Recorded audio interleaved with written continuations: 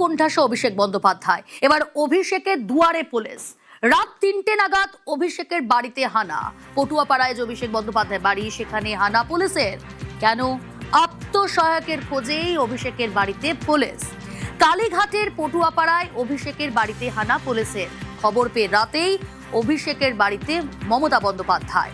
আধা সেনার ঘেরাটোপেই অভিযানে পুলিশ।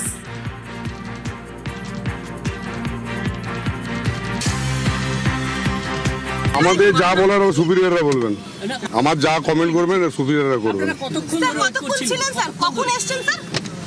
আপনারা কতক্ষণ ধরে ওয়েট করছিলেন? কোন থানা? আপনারা শালবনী থানা স্যার? শালবনী থানা। আত্মসহায়ক অর্থাৎ পিএ সুমিত রায়, তার খোঁজেই অভিষেক বন্দ্যোপাধ্যায় বাড়িতে পুলিশ। এই সুমিত রায়ের বিরুদ্ধে একাধিক অভিযোগ, বহু অভিযোগ। অভিষেক বন্দ্যোপাধ্যায়ের পিএ, কি অভিযোগ? কোটি টাকার প্রতারণা থেকে জমি কেলেঙ্কারির অভিযোগ সুমিত রায়ের বিরুদ্ধে। অভিষেকের পিএ সুমিত রায়ের বিরুদ্ধে প্রতারণার অভিযোগ। ভোটে টিকিটের টোপে কোটি কোটি টাকা হাতানোর অভিযোগ। কোটি টাকার টোপে ভোটে টিকিট দেওয়ার প্রতিশ্রুতির অভিযোগ। টাকা নিলেও প্রার্থীপদ না পাওয়ার অভিযোগ। শালবনী থানায় অভিষেকের পিএর বিরুদ্ধে আর্থিক প্রতারণার মামলা। মামলায় নাম জড়ায় ধৃত প্রাক্তন বিধায়ক সুজয় হাজরার। টাকা তুলতে সুমিতের হয়ে কাজ করার অভিযোগ সুজয়ের বিরুদ্ধে। শালবনী থানায় একটি অভিযোগ দায়ের হয়, যার মূল অভিযুক্তের নাম সুমিত রায়, যিনি অভিষেক বন্দ্যোপাধ্যায়ের আত্মসহায়ক। যেখানে অভিযোগ ছিল এই নির্বাচনের আগে প্রার্থী তালিকায় নাম তুলে দেওয়ার নাম করে লক্ষ লক্ষ টাকা আত্মসাৎ করেছেন এই সুমিত রায় এবং তার সাগরেদরা। মূলত এই সাগরেদ হিসেবে নাম উঠে আসছে শালবনীর প্রাক্তন বিধায়ক সুজয় হাজরার নাম। পুলিশি অভিযোগে যেরকম উল্লেখ রয়েছে, তাতে তারা নির্বাচনের আগে তৃণমূলের প্রার্থী তালিকায় নাম উঠবে বলে সুমিত রায়ের কানেকশন অভিষেক বন্দ্যোপাধ্যায়ের সঙ্গে রয়েছে তেমনটা দেখিয়ে একাধিক ব্যক্তির থেকে লক্ষ লক্ষ টাকা আত্মসাৎ করেছিল। কিন্তু পরবর্তীতে যখন তৃণমূলের প্রার্থী তালিকা ঘোষণা হয়, তখন সেই ব্যক্তিরা বুঝতে পারেন যে তাদের সাথে আদতে প্রতারণা হয়েছে। এই গোটা বিষয় নিয়ে তারা লিখিত অভিযোগ দায়ের করলে তদন্তের নামে শালবনী থানা, এবং সেই তদন্তে নেমে অভিষেক বন্দ্যোপাধ্যায়ের বাড়িতে ভোর রাতে রেড করে শালবনী থানার পুলিশ। স্বভাবতই প্রশ্ন উঠছে, শুধুমাত্র সুমিত রায় নাকি এর পেছনে অভিষেক বন্দ্যোপাধ্যায়েরও মদত ছিল? সেই প্রশ্ন কিন্তু এখনো যথেষ্ট প্রাসঙ্গিক। ক্যামেরায় অর্চন রায় গোস্বামীর সঙ্গে সান্নিক ঘোষ, নিউজ 18 বাংলা, কলকাতা। অভিষেক বন্দ্যোপাধ্যায়ের পিএ সুমিত রায়ের বিরুদ্ধে একাধিক অভিযোগ। প্রথমেই বললাম, স্ক্যানারে অভিষেকের আত্মসহায়ক। কয়লা পাচার থেকে শিক্ষক নিয়োগ তদন্তেও স্ক্যানারে সুমিত রায়। আগেই অভিষেকের পিএ সুমিত রায়কে জিজ্ঞাসাবাদ ইডি সিবিআই এর। মনে আছে আপনাদের 2022 সালে কয়লা পাচার মামলায় সাক্ষী হিসেবে সুমিত রায়ের নাম। ইডি সিবিআই জিজ্ঞাসাবাদের মুখে পড়েন অভিষেকের পিএ সুমিত রায়। 23-এ শিক্ষক নিয়োগ দুর্নীতি তদন্তে সুমিত রায়কে তলব ইডি। কালীঘাটের কাকুকে গ্রেফতার। লিপস অ্যান্ড বাউন্সের অফিসে তল্লাশি।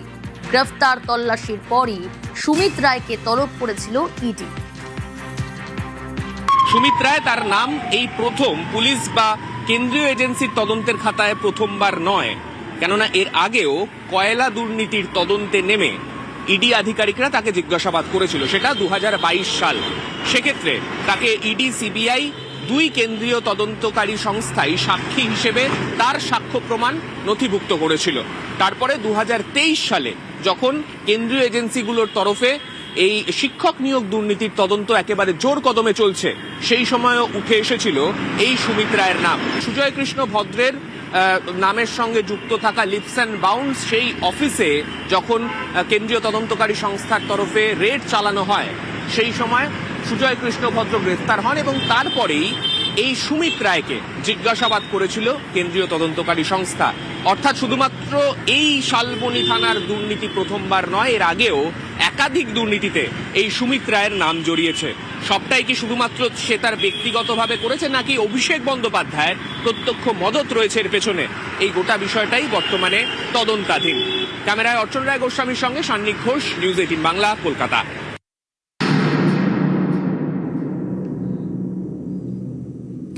সুমিত রায় অভিষেক বন্দ্যোপাধ্যায়ের আত্মসহায়ক, কিন্তু অভিষেক বন্দ্যোপাধ্যায়ের বাড়িতে কেন পৌঁছলো শালবনী থানার পুলিশ? এ প্রশ্ন সবারই। পিএ সুমিত রায়ের খোঁজেই অভিষেকের বাড়িতে পুলিশ। কালীঘাটে অভিষেকের বাড়িতে শালবনী থানার পুলিশ আধিকারিকরা তারা পৌঁছে যান রাত 3টে নাগাদ। সুমিত রায়ের বিরুদ্ধে যে অভিযোগগুলো বললাম, আর্থিক প্রতারণা, জালিয়াতির অভিযোগ। সুমিত রায়ের মোবাইল লোকেশন ট্র্যাক করেই অভিষেকের বাড়িতে পৌঁছে যায় পুলিশ। আপনার আত্মসহায়ককে খুঁজতে যাবেন আপনার বাড়িতে? আপনি তদন্তকারী সংস্থা নয়, তদন্তকারী সংস্থার সাথে গিয়ে কথা বলুন, তারা সার্চ করে গেছে, উত্তর তারা দেবে। আমি তদন্তকারী সংস্থার প্রতিনিধি নই, লুকিয়ে রেখেছি কি না আমার পুরো বাড়ি সার্চ হয়েছে, উত্তর তদন্তকারী সংস্থার প্রতিনিধিদের জিজ্ঞেস করুন। রাত 3টে নাগাদ অভিষেকের বাড়িতে পুলিশ। পিএ সুমিত রায়ের খোঁজেই অভিষেকের বাড়িতে পুলিশ। খবর পেয়ে রাতেই অভিষেকের বাড়িতে পৌঁছে যান মমতা বন্দ্যোপাধ্যায়।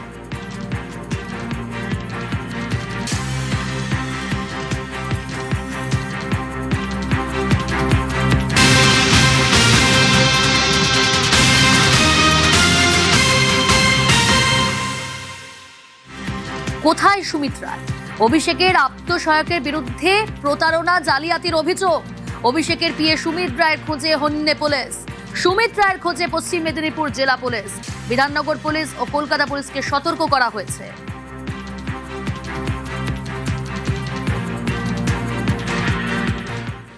কিন্তু কিভাবে শালবনী থানার পুলিশের স্ক্যানারে এই সুমিত রায়? জমি কেলেঙ্কারি মামলায় আগেই জালে প্রাক্তন বিধায়ক কে সুজয় হাজরা, মেদিনীপুরের প্রাক্তন বিধায়ক, তাকে গ্রেফতার করেছে পুলিশ। জাল নথি বানিয়ে সরকারি জমি বিক্রির অভিযোগে গ্রেফতার। সরকারি জমি হাতিয়ে প্রমোটিং এর অভিযোগ সুজয়ের বিরুদ্ধে। 21-এ তৃণমূলের জেলা সভাপতি থাকাকালীন প্রতারণার অভিযোগ। কারখানার জমি দেওয়ার নামে ব্যবসায়ী থেকে টাকা হাতানোর অভিযোগ।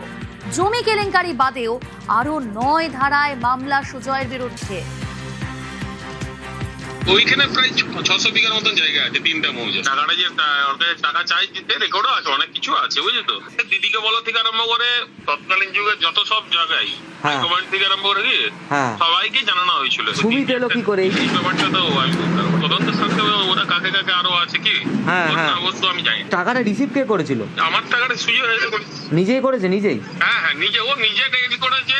এবং ওই যে লোকের কাছে কিনতে বিক্রি করছে ওই দাগেরই যে সই আছে, যেটা 2016 আছে, 18 আছে, সই আছে, সবই অনেক কিছু এভিডেন্স আছে। 23 সালের পর ওই যে ওখানে প্রায় 60-70 বিঘা জায়গা কনস্ট্রাকশন চলছে কিংবা প্রাচীর দিয়ে ঘেরা হচ্ছে, ওগুলা গ্রামবাসীকে জোর করে মানে কাজে দেবো, চাকরি দেবো একটা করে, ওখানে ইন্ডাস্ট্রিয়াল হবে, এইভাবে হয় আর কি, বুঝলি তো। দখলদারি উচ্ছেদের একটা এগ্রিমেন্ট করেছে। তৎকালীন যুগে যিনি ছিলেন প্রশাসনের ছিলেন এবং আমাদের আইজি সাহেব ছিলেন, তারাও আমাকে ডাইরেক্ট বলেছে তুমি সব মুভ করলে তুমি অ্যারেস্ট হয়ে যাবে। এটা শুধু এখানে নয়, শালবনী, মেদিনীপুর, রেশমি লাগোয়া, খড়গপুর, চৌরঙ্গি লাগোয়া, একদম পুরো এই চক্র বিরাট চক্র। ফেক লোককে একটা রেজিস্ট্রি করেছে তার জিনিস, আরেকটা হচ্ছে ফেক আধার কার্ড, প্যান কার্ড বানিয়ে রেজিস্ট্রি করেছে, সেটাও একটা ফেক।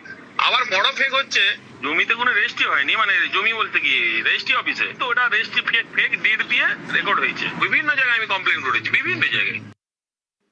এটা 2021 সালে যখন উনি জেলা সভাপতি, সেই সময় যে কমপ্লেনেন্টের অভিযোগ, যে কমপ্লেনেন্টের কাছে 10 লাখ টাকা নিয়েছিল শালবনী অন্তর্গত কোনো জায়গা তাকে কারখানা করার জন্য করে দেবে বলে, সে টাকাও ফেরত দেয়নি আর জায়গাও সে পায়নি। এই অভিযোগের ভিতরে সবথেকে গুরুত্বপূর্ণ যেটা, সেটা হচ্ছে যে জায়গাটা নিয়ে অভিযোগ ছিল, এরকম একাধিক জায়গা যেটা সরকারি জায়গা, এই সরকারি জায়গাটাকে ব্যক্তিগত রায়তি করে এই জায়গাগুলো পরবর্তীকালে প্রমোটিং করে বিক্রি করছিল, ফ্ল্যাট করছিল, এই অভিযোগ। ধারা সবই নন অ্যাভেলেবেল আছে, 420, 406, 467, ফরজারি যতগুলো ধারা হয় ইনক্লুডিং 409ও আছে, যেহেতু সরকারি প্রপার্টি।